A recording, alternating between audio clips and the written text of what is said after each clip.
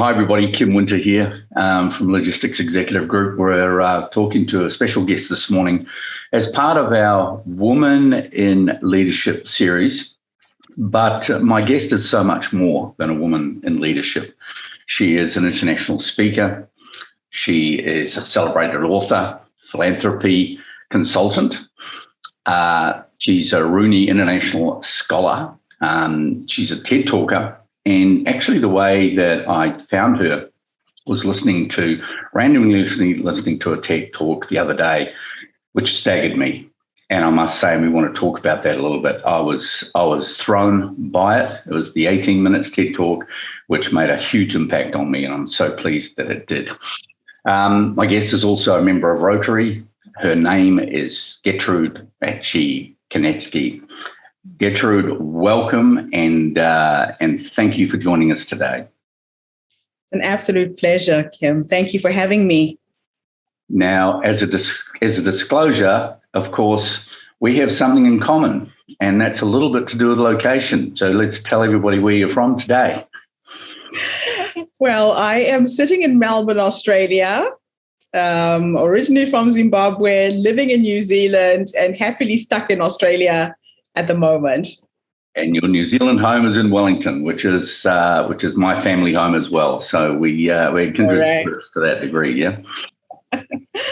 Beautiful coincidence. Absolutely. Getrude, you've had a splendid, varied, incredible career to date and life to date. And what I'd like you to do is to share with us in terms of your leadership journey, where the early days, please, and where it all started for you in Africa. And the word Mother Africa keeps on coming into my mind after watching your TED talk, I must say. But then we want to talk also about your latest book. So I want to get to that as well. But where did it all start for you, Getrude? My journey began at the age of 17.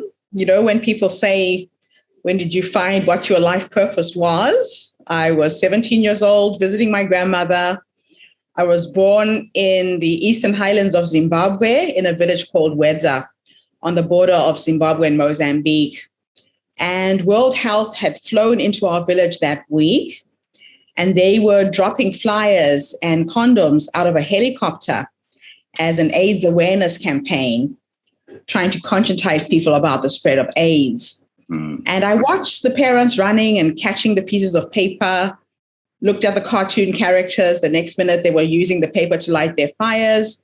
I watched the kids running around the village, having blown up the condoms into balloons. And then they would run the workshops on how to stop the spread of AIDS and demonstrate how to use a condom by putting it on a broomstick.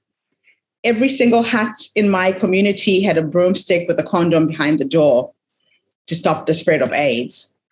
And it was a ridiculous campaign. I plucked up the courage to write a letter to World Health, explained my observations, and asked them to sponsor me to write a play that had an AIDS theme to it, because in Africa, as you know, we pass down knowledge through storytelling.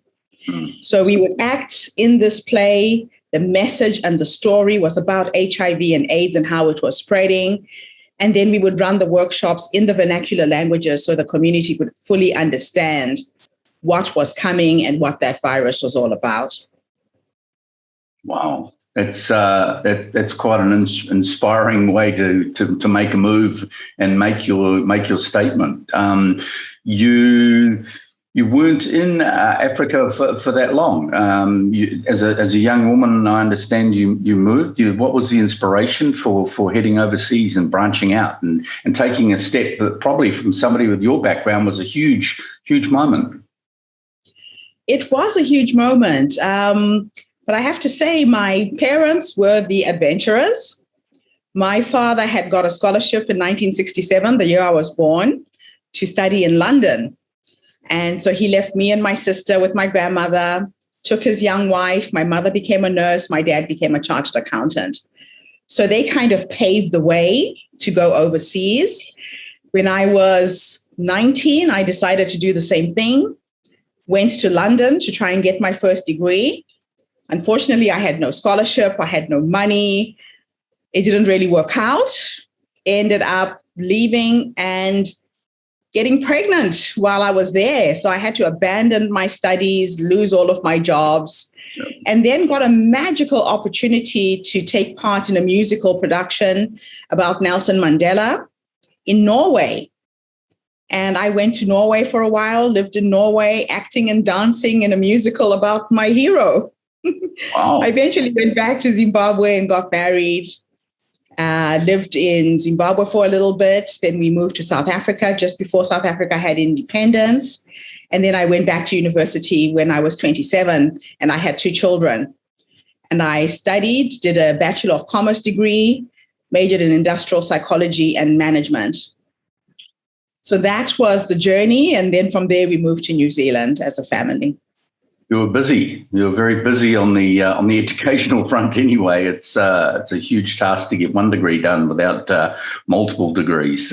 So New Zealand and into Auckland or into Wellington?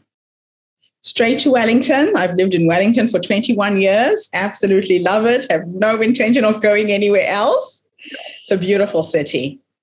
It is indeed, and of course, while you've been there, reading your bio and having a look at things at the top of the show today, you again, we have a bit of a kindred spirit. You gained some interest in the issue of recruitment, and from what I understand, you were, I'm not too sure which one came first, but you ended up being in the recruitment field for medical professionals, but also you met one of New Zealand's most famous writers and filmmakers, Peter Jackson from our hometown there in Wellington, who made Lord of the Rings and a whole range of other, King Kong and a lot of other movies. Now, you've got a connection with King Kong. Tell us about that.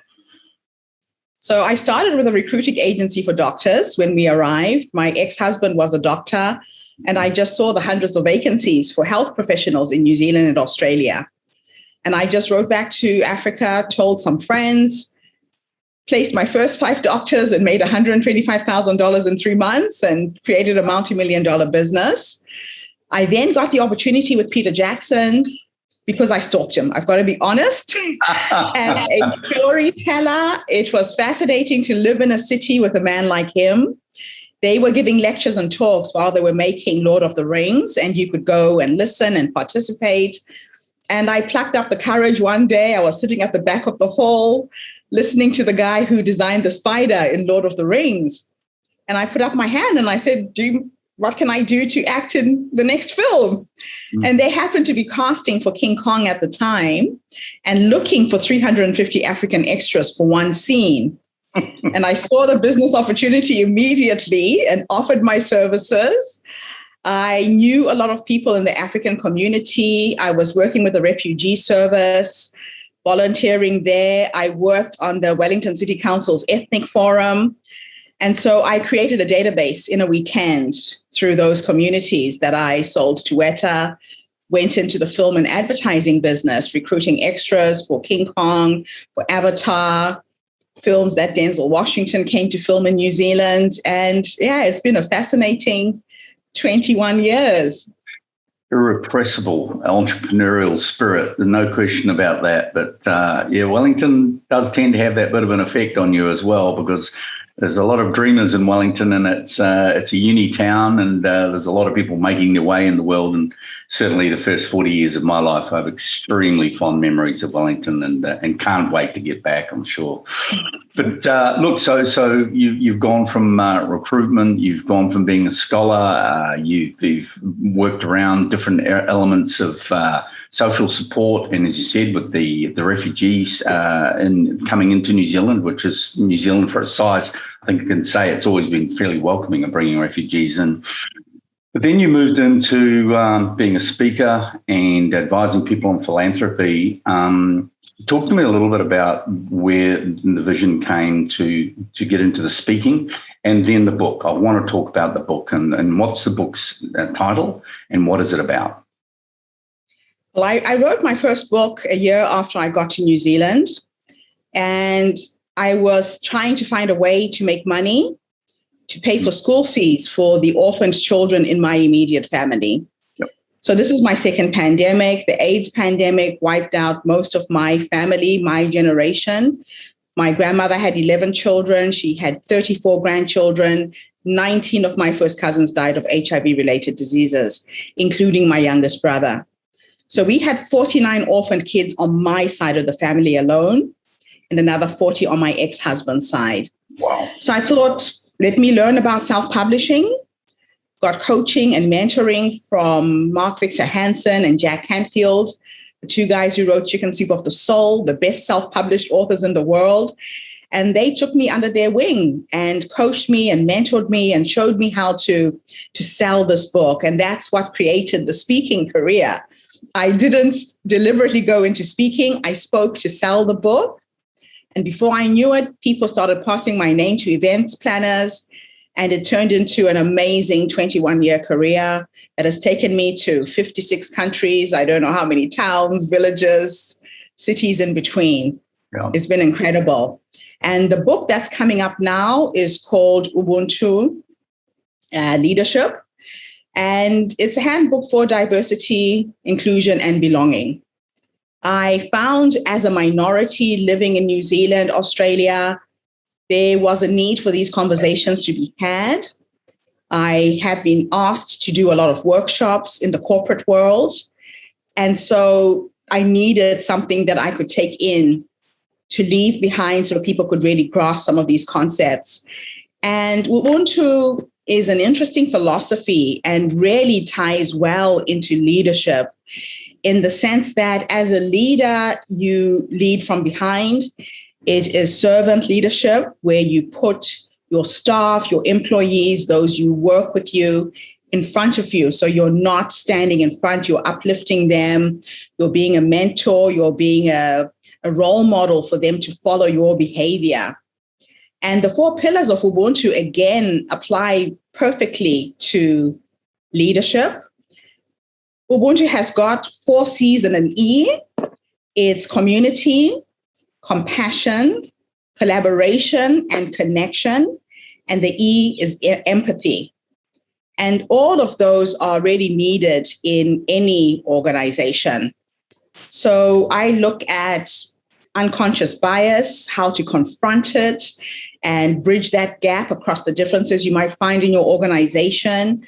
I focused on inclusive conversations and skills for those inclusive conversations as well, because it can be quite challenging if you're not used to dealing with these difficult subjects around racism and issues around minorities in any organization. And of course, communicating about culturally sensitive issues and how to support colleagues from underrepresented groups in your organization as well. Sure. I love to help organizations cultivate a culture of competence and inclusion, and developing cross-cultural intelligence in organizations is a big passion of mine. Cool. So this handbook came out of my running workshops for different organizations around the world. I get hired sitting in New Zealand, and now I'm training more women to use my content to go into different corporate organizations to do the same. Yeah.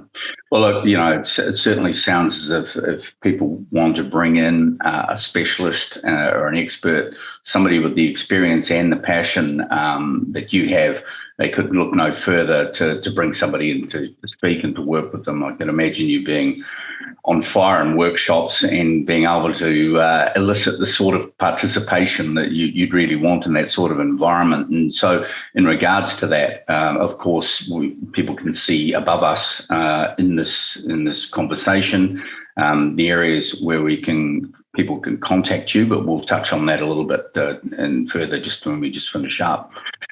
I guess, look, you are an every woman.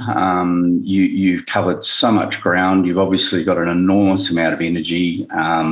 You are in one of the most amazing countries in the world. Even today, you're in an amazing country in Australia, which I think you've got family, many layers of family there, from what I understand, which is awesome. Thank you so much for telling that story. There are so many reasons why people can't achieve or feel as if they can't achieve. I think your story is incredible in terms of what you're telling people about overcoming adversity, and then talking now these days about equity, equality, diversity in the workplace especially. I can only encourage people to want to contact you to speak with you. You and I have had a number of conversations off camera, of course, and I'm just thoroughly amazed by what you tend to achieve. We always like to find out from our guests a bit of a tip and a bit of a heads up from your learnings and from your journey to pass on to others, whether it be young women or just folks coming into the fields that you've operated in. What would be your tips for others to leave behind from this conversation?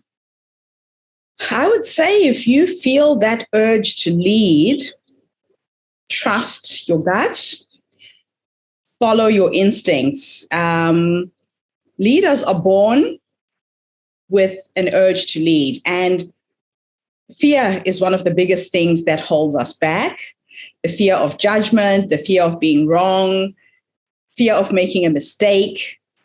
I would say jump in feet first, learn to swim when you get there. That's exactly what I did.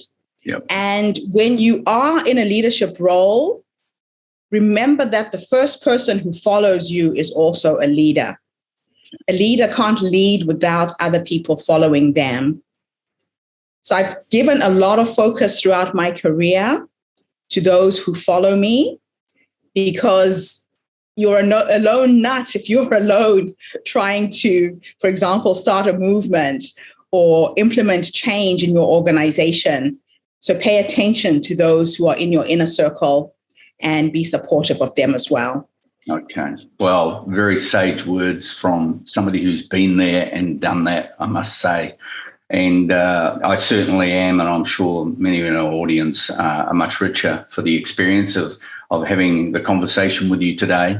Again, let's hear how people can contact you. What are the best platforms for contact for you, for business or for contact and advisory?